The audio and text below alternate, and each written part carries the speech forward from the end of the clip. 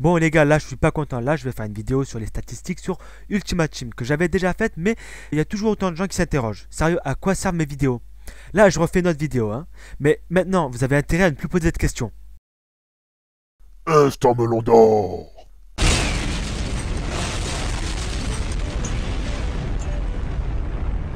Salut à tous et bienvenue sur la chaîne de Ad Factory, c'est Raxneck ou Drogba13 c'est comme vous voulez. Bon, la vidéo d'aujourd'hui a pour but de vous faire apprendre quelque chose, ou pas d'ailleurs, sur les statistiques sur Ultimate Team, d'où le titre de la vidéo Now You Know, ou dans la langue de Molière, maintenant vous savez. Oh oh oh, Molière avez-vous dit?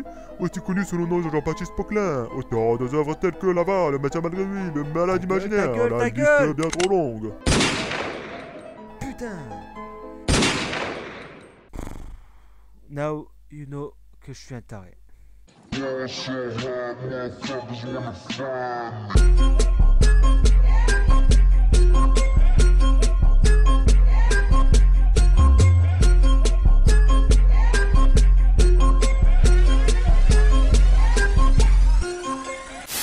Bref, retournons au sujet principal de la vidéo. Comme vous pouvez le voir, je suis en train de réinitialiser les équipes du départ car je vais répondre à quelques questions ou quelques légendes urbaines comme est-ce que le collectif booste les stats in-game ou encore est-ce que les cartes style influencent les stats in-games.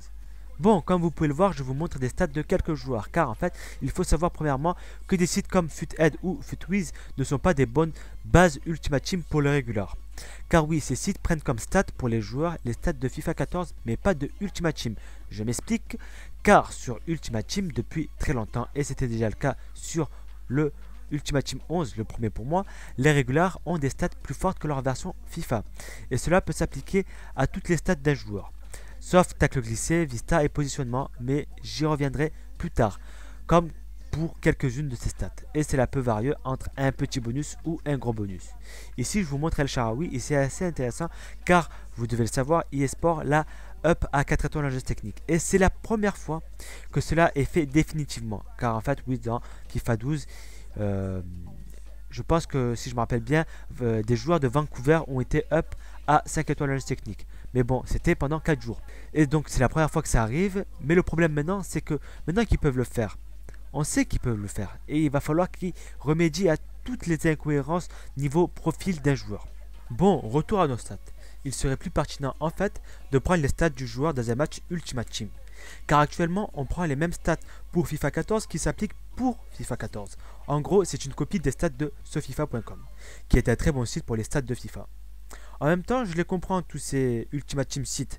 Ils ont les stats à l'avance, ils ne vont pas se faire chier à regarder chaque joueur manuellement, chose qu'ils font pour les up ou les inform. De plus que généralement quand ils ont acquis cette base de données pour les stats des joueurs, le jeu n'est même pas encore sorti, donc il est impossible de savoir les vraies stats Ultimate Team.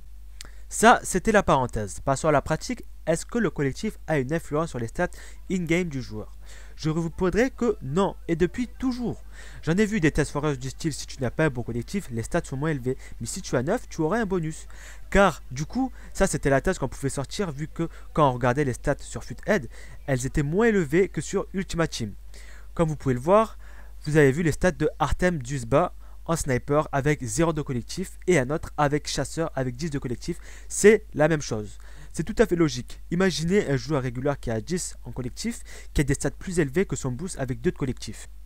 Donc vous savez maintenant que le collectif, comme les cartes style, n'avaient non et n'auront jamais de bonus points sur les stats in-games. En fait, et ça c'est ma théorie, je pense que le collectif influe sur l'efficacité du joueur et non pas les stats. C'est grosso modo la même chose, mais si on veut jouer sur les termes, non. Autre chose que j'ai voulu vous montrer, c'est comment calculer les stats d'un boosté. Ça ne sera pas super précis, mais globalement, ça donne quelque chose d'assez similaire. Comme vous pouvez le voir, j'ai comparé deux Berezutski, l'un normal et l'autre informe. A partir de là, je concentre votre attention sur les améliorations sur la carte. Plus 1 en vitesse, tir, dribble.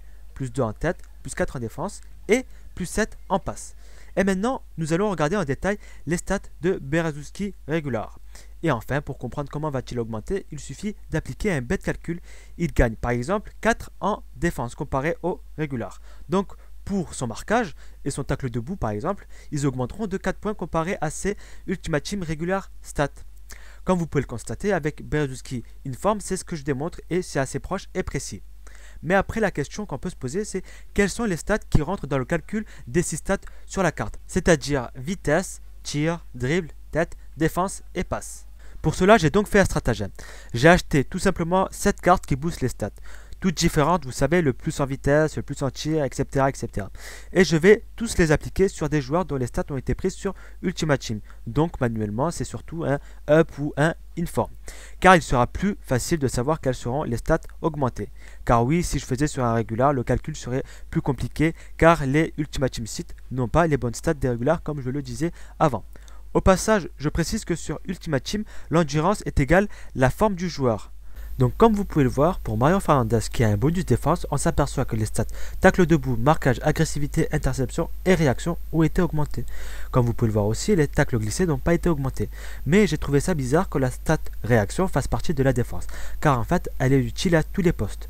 J'ai mis un lien dans la description qui explique l'utilité de chaque stat pour un joueur, ainsi qu'une vidéo expliquant comment est calculé le général, même s'il y a déjà ça dans le Google Document, et que pour la vidéo, j'ai remarqué que entre temps, la stat penalty et coup franc influent sur le général pour certains postes.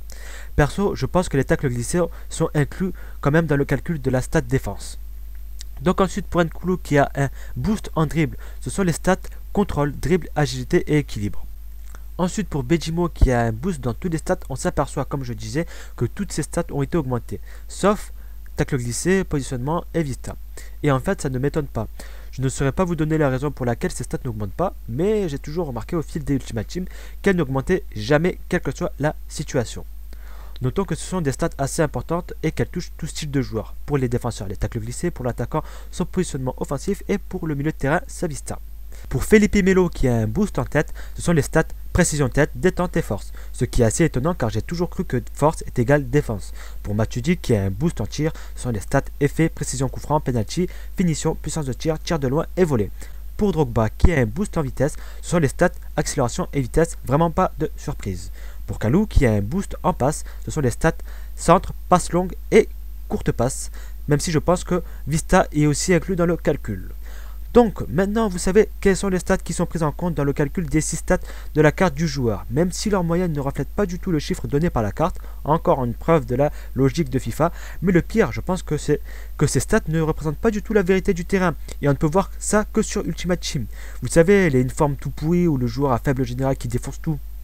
Bref, au fond, peut-être que c'était mieux de ne pas savoir. Fuck, y est logique. Sur ce, c'était Drogba13OM pour Art Factory, j'espère que cela a été utile. Pour le prochain Now You Know, nous verrons si les cartes style améliorent vraiment notre joueur sur le terrain. Mais sur ce, à propos des stats, Now You Know.